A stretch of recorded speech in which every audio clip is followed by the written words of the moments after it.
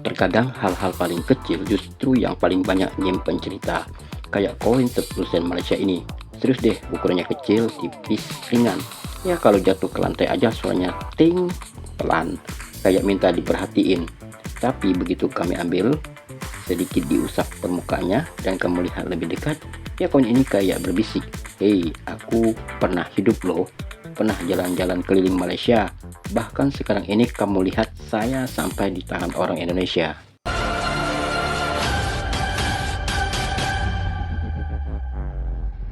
Bagian depannya nongol bunga raya, cantik, mekar, dan sejujurnya agak terlalu estetik untuk ukuran uang receh.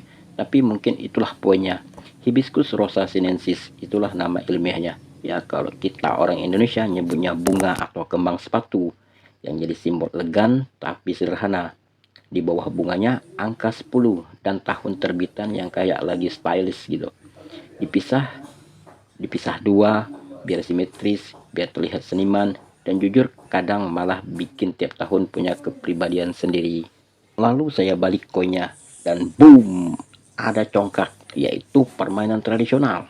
Sederhana tapi bikin ketagihan. Ada masa kecil yang diam-diam ikut nempel di balik gambar itu. Mungkin kamu dulu pernah mencongkak pakai biji asam atau biji buah saga. Atau mungkin kamu cuma nonton nenek dan bibi main sambil ketawa-ketawa. Dan sekarang permainan itu ada di koin kecil yang sedang saya pegang ini. Rasanya kayak masa lalu ditaruh di telapak tangan.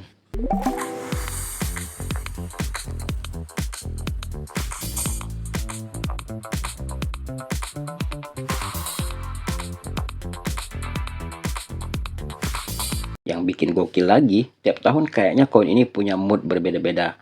Ada tahun dimana angka 10-nya turun, kayak lagi sedih. Ada tahun dimana nolnya lebar banget, kayak lagi kekenyangan. Daun kanan kadang-kadang naik, kayak lagi percaya diri. Kadang turun, kayak lagi capek. Kelopak bunganya suatu waktu jelas banget uratnya, kayak lagi rajin skincare. Kadang samar, kayak habis begadang 2 hari.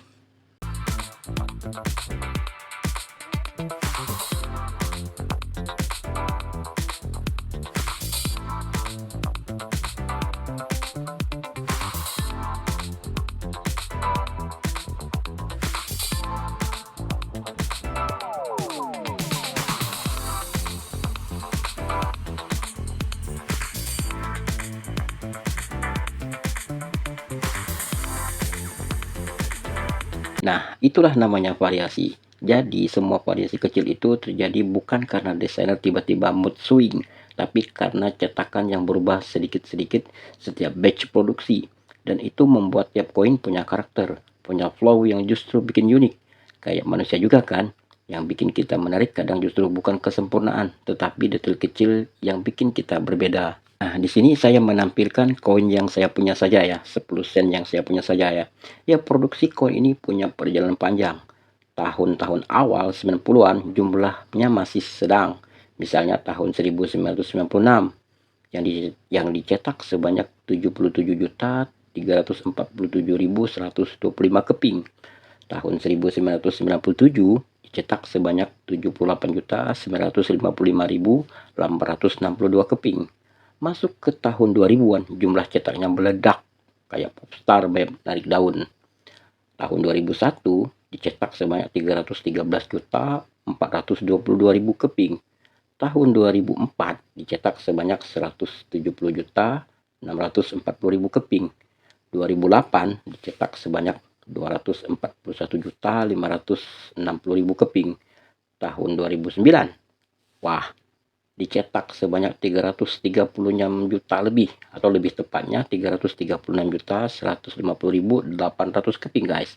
Bayangin aja, 336 juta cetak kecil bertebaran di dompet orang-orang, tercecer di sofa barangkali, atau tersembunyi di bawah jok mobil, atau mungkin disimpan diam-diam oleh seorang anak yang suka mengkoleksi receh karena keren aja gitu.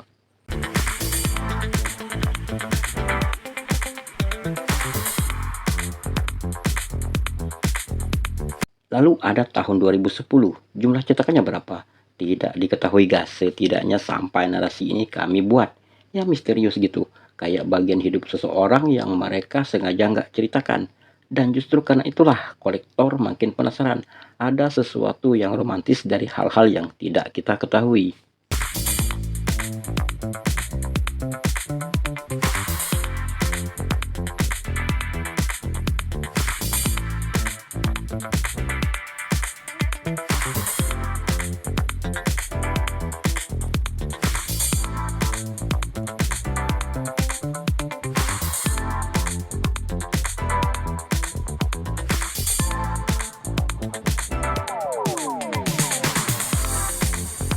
Kemudian, tahun 2012 pun datang, membawa perubahan besar. Pemerintah Malaysia memperkenalkan koin seri baru, berbahan stainless steel, lebih enteng, lebih murah diproduksi. Koin copper nickel seperti yang saya pegang ini pelan-pelan digeser. Bukan langsung mati tapi ya. Kamu tahu kan, lama-lama jarang terlihat di dompet atau saku. Kayak teman lama yang perlahan menghilang dari tongkrongan karena sudah masuk fase hidup baru. Dan perlahan, koin kecil ini berubah dari, oh cuma receh, menjadi, wah ini koin zaman dulu, koin jadul, koin kuno. Tiba-tiba punya banyak nilai emosional. Tiba-tiba layak untuk dikoleksi. Tiba-tiba layak untuk dicari. Tiba-tiba jadi bukti bahwa dulu uang receh pun bisa punya desain yang penuh rasa.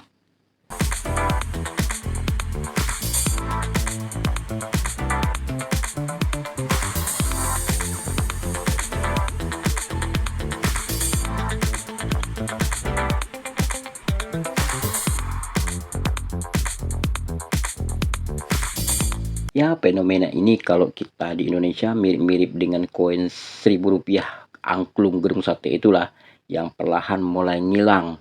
Diganti dengan Rp1.000 gambar pahlawan Bali, Ketut Puja. Barangkali kalau kamu pegang koin 10 sen ini sekarang, apalagi kalau ditemukannya secara random, ya dimanapun, entah itu di saku celana atau dimanapun, ada rasa hangat yang sulit dijelaskan. Rasanya kayak disapa bagian kecil dari masa lalu yang nggak kamu sadari, kamu rindukan. Bayangin aja, nggak kehitung ada banyak tangan yang pernah megang koin ini. Ada orang yang beli sarapan, anak sekolah yang jajan es krim, kasir warung yang sibuk ngembaliin uang kembalian, sampai nenek kabayan tua yang simpan receh di dompet kecil bertali menunggu cucunya untuk ngasih receh 10 sen ini. Tentu saja, koin ini bukan hanya sekedar koin, ia merupakan saksi, ia traveler kecil yang sudah keliling hidup banyak orang. Dan ketika ia sampai di tanganmu, ia seperti bilang, aku sudah melihat banyak hal, sekarang kamu mau aku jadi cerita apa? Akhirnya, di situ pun kita sadar bahwa benda kecil pun bisa membuat kita berhenti sejenak dan mengingat bahwa hidup ini penuh perjalanan, bahkan perjalanan kecil yang kita remehkan sekalipun.